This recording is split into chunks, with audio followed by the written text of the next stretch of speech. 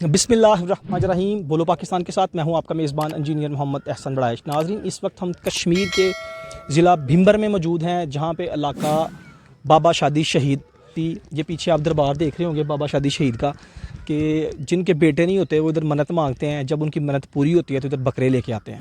तो इस बारे में इधर मुकामी लोग हैं, उनसे पूछते हैं कि इस बारे में वो क्या कहते हैं। इत्थे इस तरह के मन्नत मंगने बंदे ते जनाब वो आमने न मन्नत मांग के जाने कि बकरा ज़्यादा बकरे ही मशहूर है कि मन्नत इत्थे बकरे नहीं मंगने।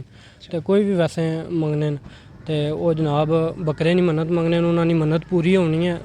मतलब औलाद बेटा नहीं है या औलाद ही नहीं है, वो इस वजह तो फिर मंगने तो उसने घर औलाद होनी है तो फिर वो आंदे बकरा चढ़ावा। कभी देखिए कि इस तरह मतलब किसी ने मन्नत मंगी हुई है तो ਉਹਦੀ औलाद हुई है। जी हाँ, अस वेख्या कि एक बंदे ने इत्थे मन्नत मंगी सी, मतलब 18 साल हो गए सन उसने घर औलाद नहीं सी।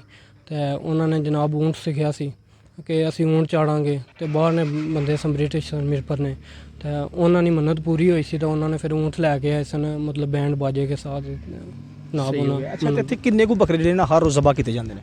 मतलब नॉर्मल भी 60-70 बकरे होने ना आम रूटीन। वैसे एतवार ਨੂੰ 250-300 बकरा होना। ਅੱਛਾ, ਤੇ ਲੋਕੀ ਅਗਰ ਇੱਥੇ ਆਉਣਾ ਚਾਹੁੰਦੇ ਨੇ, ਮਤਲਬ ਕਿ ਵਿਜ਼ਿਟ ਵਾਸਤੇ ਆਉਣਾ ਚਾਹੁੰਦੇ ਨੇ, ਕਿਉਂਕਿ ਵਿਜ਼ਿਟਿੰਗ ਏਰੀਆ ਵੀ ਹੈ ਇੱਥੇ, ਲੋਕ ਬਹੁਤ ਜ਼ਿਆਦਾ ਤਾਦਾਦ ਚਾਹੁੰਦੇ ਨੇ, ਫੈਮਲੀਜ਼ ਨੂੰ ਲੈ ਕੇ ਆਉਂਦੇ ਨੇ, ਤੇ ਇੱਥੇ ਆਉਣਾ ਚਾਹੁੰਦੇ ਨੇ ਤੇ ਕਿਹੜੀ ਡੇਟ ਨੂੰ ਆਉਣ ਜ਼ਿਆਦਾ ਇੰਜੋਏ ਕਰ ਸਕਦੇ ਨੇ? जी एतवार ਨੂੰ, क्योंकि एतवार दिन सही है, संडे छुट्टी भी होनी है तो बहुत ज़्यादा लोग आने एतवार ਨੂੰ।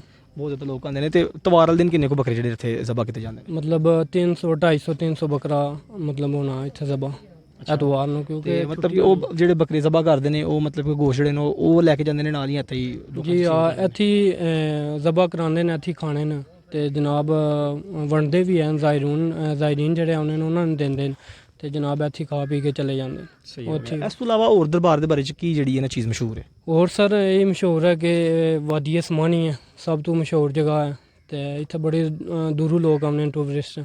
ਤੇ ਇਹ 7 ਬਾਰਡਰ ਹੈ ਇੰਡੀਆ ਦਾ, मतलब शहर है ਜਿਹੜਾ ਮਕਬੂਜ਼ਾ ਕਸ਼ਮੀਰ ਨਾਲ ਰਜੌੜੀ ਨਸ਼ਹਿਰਾ, ਇਹ ਸਾਹਮਣੇ ਸ਼ਹਿਰ ਨੇ ਇੰਡੀਆ, मतलब ਇੰਡੀਆ ਵਿੱਚ ਜਿਹੜੇ ਮਕਬੂਜ਼ਾ ਕਸ਼ਮੀਰ ਨੇ शहर, तो बिल्कुल साथ ही है बॉर्डर। तो जनाब बहुत ज़्यादा लोग हमने इस वजह तो तकने में से। जी बहुत शुक्रिया।